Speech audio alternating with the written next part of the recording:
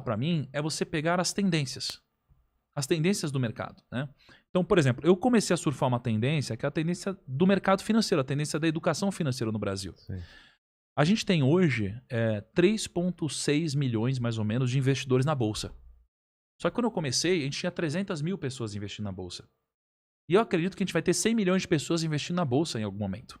É uma tendência que é difícil segurar. É quando você pega uma avalanche, você está embaixo dela, você tenta segurar ela. Não dá para segurar, né? Então, quando você fala do marketing digital, não dá para segurar o marketing digital.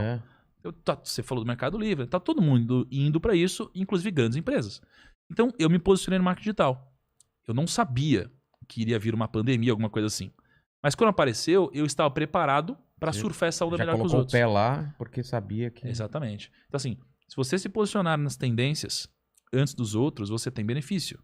E o problema é, a tendência, ela serve para você se preparar para ela. Exatamente. E, aliás, você deve se preparar para a tendência e não para o que acontece hoje. Então, isso é um grande erro. As tendências no Brasil hoje, elas são quase todas ligadas à tecnologia e trabalhos que vão envolver pensamentos, né? E as pessoas hoje se preparam para coisas que não vão existir lá na frente. Então elas estão se preparando para coisas que não fazem nenhum sentido, ao invés de se preparar para as tendências, que foi um pouco do que eu fiz com marketing digital. E aí eu pude surfar antes dos outros, né? Pra falar em surfar, eu costumo usar um exemplo aqui, porque o pessoal fala... Você pôs pra mim? Pôs. Quer colocar mais? Acho que você não pôs pra mim. Ah, tá. Eu costumo falar uma coisa que tem até a ver com o que você falou de surfar, né? Porque as pessoas, às vezes, querem entrar na onda quando ela já tá quebrada, né? E o ideal é você entrar na onda quando ela tá começando a se formar.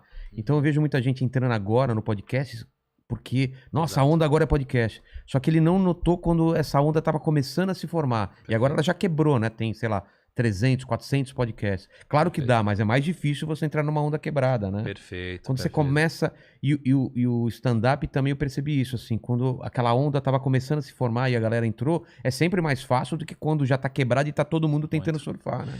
Cara, e olha que legal. Assim, pensa a câmera digital. Certo. Né? A Kodak, ela...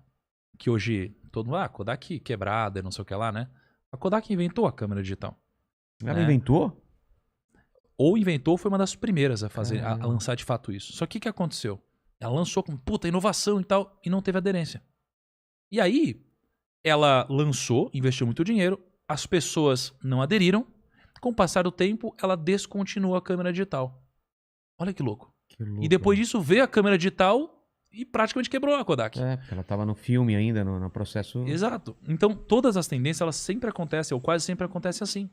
Foi assim com uma espécie de um iPad também, né? Então assim, você lança, ninguém acredita. Quando você deixa de acreditar, geralmente tem uma pernada pra cima. Exatamente. Isso aconteceu com muita coisa no mundo. E o podcast também. Né? Então assim... Quanto tempo tem podcast? Exato. E o podcast em vídeo. Você já tinha gente fazendo em vídeo, aí todo mundo falou, não, nada a ver, podcast é áudio. Aí de repente, aí começou a bombar. E se você olha para os Estados Unidos, o Joe Rogan já tava bombando, quer dizer... A tendência é que uma coisa que acontece lá também aconteça aqui. Então, se você vê que lá tá esse movimento acontecendo, talvez aqui aconteça. Perfeito, cara. E assim, uma das melhores formas de você fazer negócios bem-sucedidos é você olhar para fora. Né? Então, por exemplo, a XP Investimentos, ela é uma das maiores corretoras do Brasil, né? Ela tem um momento que ela começou a crescer muito. E foi quando ela fez uma coisa muito simples, cara. Ela olhou para fora, tinha um player lá fora chamado Charles Schwab, que é a mesma coisa que a XP aqui. E eles fizeram um esquema que eles abriram a plataforma deles para poder investir em vários lugares pela Charles Schwab. E a XP olhou e falou, peraí, por que eu não faço isso também?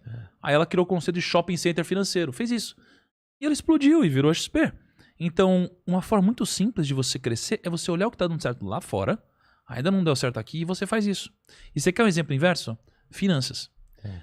Os nossos canais de finanças aqui são os maiores do mundo. Ah, é? Do mundo, nenhum lugar. Só não sei em relação à China, não consigo acompanhar lá. Lá é um universo totalmente diferente. Exato, mas tirando a China, é o maior. São os maiores.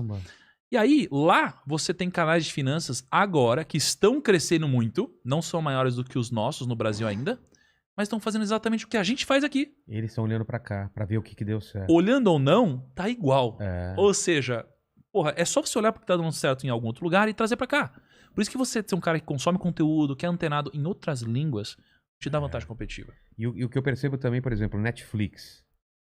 A Netflix começou, se não me engano, fazendo aluguel de filmes, né? Era um negócio que você fazia, você entregava em casa e tal. E quem diria que a Blockbuster ia quebrar e o streaming ia ser o que é hoje, né? Cara, eu queria muito saber quanto que vale a marca Blockbuster hoje. Porque, porra... Cara, eu não sei. A empresa não vale ainda? nada. Eu acho que porque existe acho que uma única unidade, não existe da Blockbuster? É em uma mesmo? cidade lá, Deve ser uma coisa meio romântica, a galera vai lá pra lembrar o negócio.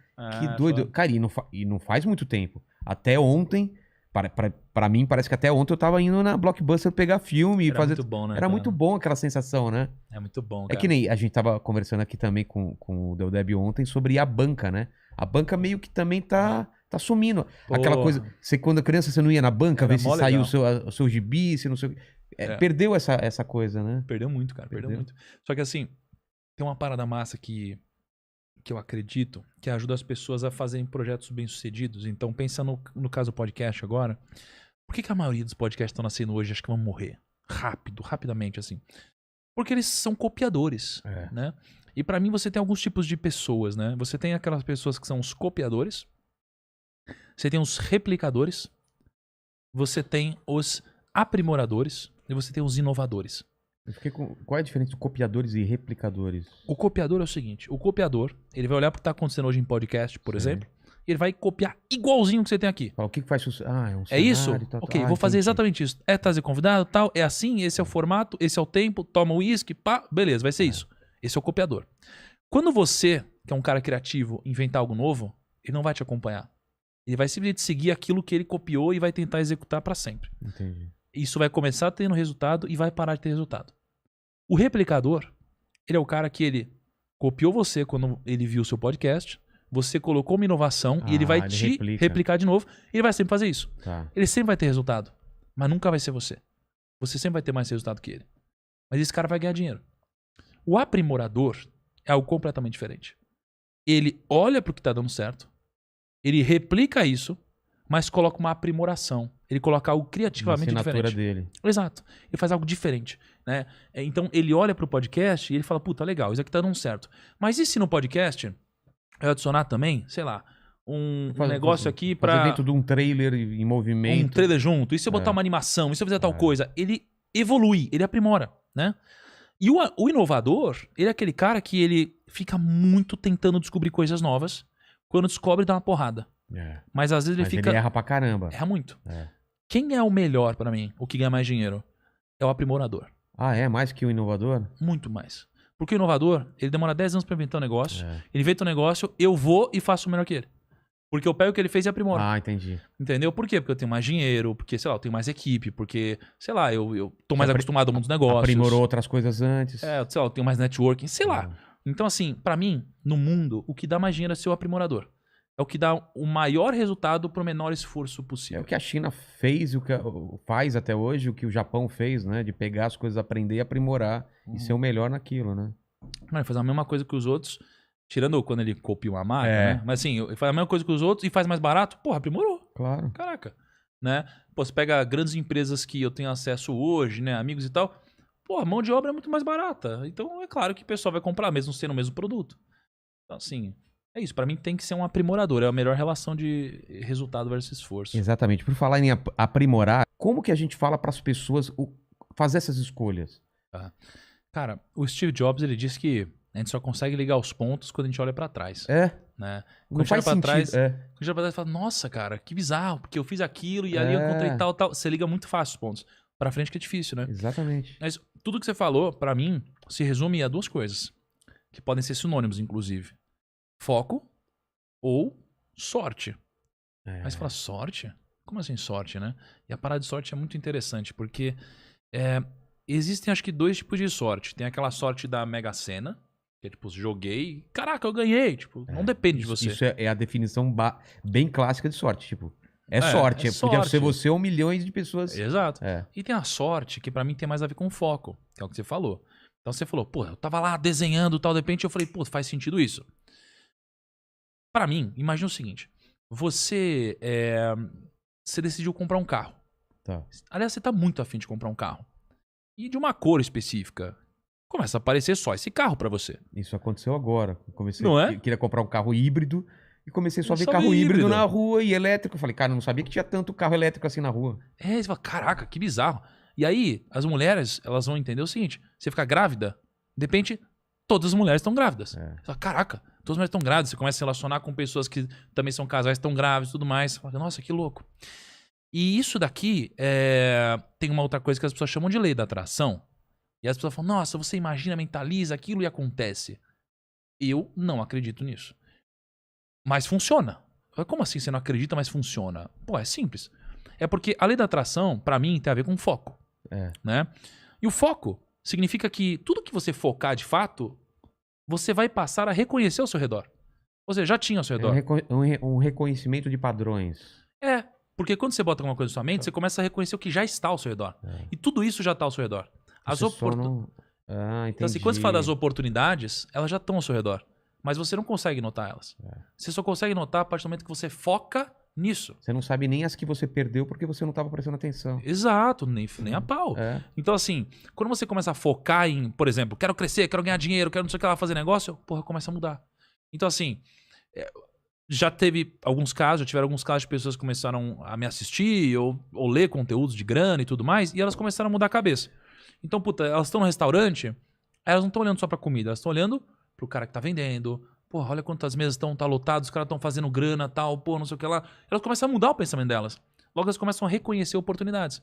Quer um negócio legal? Quando você tá pobre, fudido, não aparece oportunidade pra você. Aí você tá rico, tem grana na conta, começa a aparecer coisa. E parece que você tem, quando você tá pobre e sem nada pra fazer, não sobra tempo pra nada. E quando você tá com muita coisa pra fazer, aparece um monte de oportunidade, você consegue fazer tudo. Matou, eu não entendo isso. É isso. É porque agora que você tem dinheiro, por exemplo, cara, você abriu a possibilidade na sua cabeça de eu tenho grana. Eu posso investir, eu posso fazer coisas.